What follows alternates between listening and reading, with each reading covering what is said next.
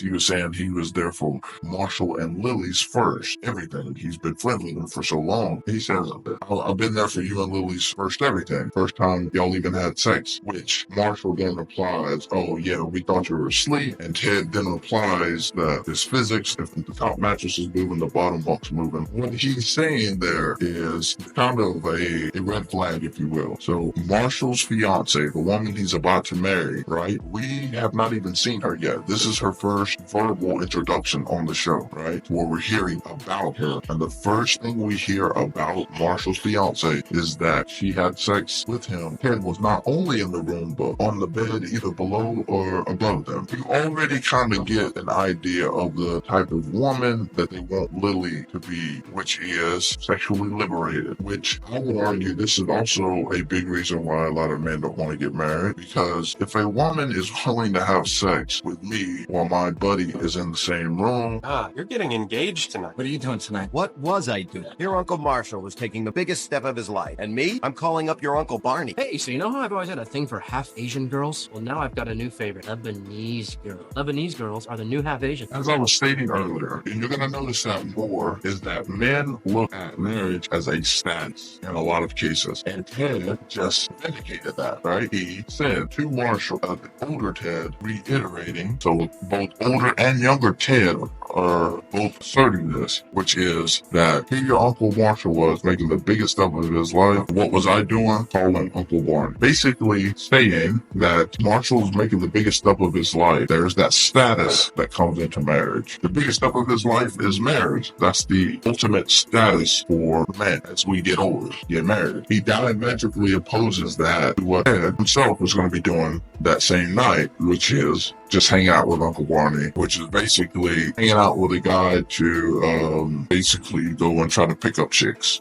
Now, let me talk a little bit about Barney for a second. So, here we get our first introduction to Barney, and you gotta remember, this show is the recounting some of the days of the show's creator. You gotta remember, this show is the recounting of the show creators' lives that they lived when they were in New York. However, 196 of the episodes are directed by a woman. So therefore, a big majority of these episodes are going to be seen from a female lens. And so your first introduction to Barney is he's a misogynistic, sexist, xenophobic, racist. I just think that he's going to be, what you're going to see in Barney is your typical, male chauvinist, typical F-boy, playboy. And you got to remember, it's filmed or directed from a female perspective. So as the show goes on, you're going to be able to see exactly why Barney is the way that he is and the reason that they give for him being this way. Because again, this is how women see men who have a lot of sexual options, especially as they get older. Hey, you want to do something tonight? Hey, meet me at the bar in 15 minutes and suit up. Where's your suit? Just once when I say suit up, I wish you'd put on a suit. I did, that one time. It was a blazer. Since college, it's been Marshall and Lily and me. Now it's going to be Marshall and Lily and me. They'll get married, start a family. Before long, I'm that weird middle-aged bachelor their kids call Uncle Ted. So, again, this is your second introduction to Barney. And notice they are playing right along that trope. Basically, F-boy.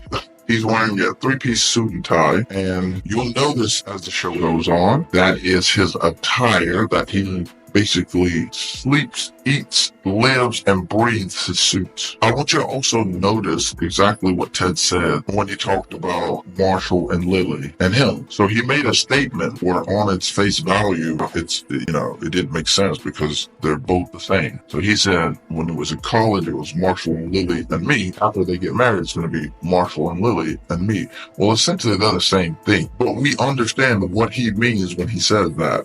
Why? It goes back to our data points, right? What's one of the reasons that men don't want to get married? It's not as high up on the totem pole. However, it is one of the reasons. Loss of friends, losing out on quality time with your friends. And that is what Ted is alluding to when he makes that statement. But he doesn't state it that way. He states it like Marshall and Lily and me, and Marshall and Lily and me, which is essentially the same thing. Now, the last thing, he states that before long, he's going to be the middle-aged bachelor that Marshall and Lily kids called Uncle Ted. So there goes back to the Huffington Post data set, which goes and shows that there is negative connotations for a man being a single male bachelor, especially as he gets older. You don't hear that about women, like a woman that doesn't get married and she's older. You don't hear, there's not a negative connotation.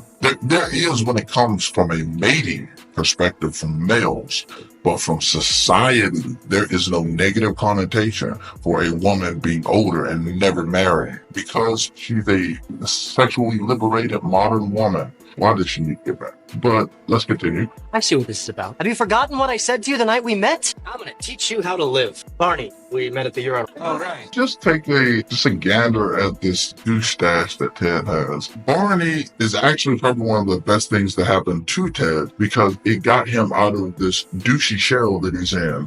You'll notice that as episodes go on that Ted's not a douche, but he's a know-it-all, he's a cornball. And so you can kind of see that corniness right here with the need to wear looks like a porn stash, if I'm being quite honest with you. And Barney's going to comment on that as well, which I think is hilarious. What they're showing you about this character Barney with that, right? A normal person would be like, that's weird. He was just in a bathroom with me. You know, we're just pissing beside each other. Now he's talking, he's coming up to me to talk. But that's confidence. That's a guy that's confident in himself to not only make an introduction, but to a stranger. So they're showing why Barney is arousing to women. He has certain traits and behaviors that make him arousing to women. And this was one right here that you probably would have not noticed, but that takes a lot to even talk to a stranger, whether it be a female or a male. So if he'll come up to Ted and talk to him like this after being installed with him, he'll come up and talk to any kind of woman that he wants to talk to. I think you should notice that as well. Lesson 1, lose the goatee. Doesn't go with your suit. I'm not wearing a Lesson 2, get a suit. Suits are cool. Exhibit A. Lesson 3, don't even think about getting married till you're 30. Right, you're right. I guess it's just your best friend gets engaged, you start thinking about that stuff. I thought I was your best friend. Okay, Barney gave him 3 things. The first thing, get rid of the goatee, right? It looks corny, it looks goofy. It does not suit you. Second thing he said was to get a suit. Playing back into that douchiness, you just gotta have a suit on. Like what kind of douche a woman is gonna look at? What kind of douche wears a suit all the time? Guys are like, well, a successful man typically wears a suit a lot of the times. Anyway, the third thing, even though, remember, this is from a female, because a female directed most of these episodes, it's a female perspective or viewpoint, even she is looking at Barney as a male chauvinist, sexist, all the isms that you could think of.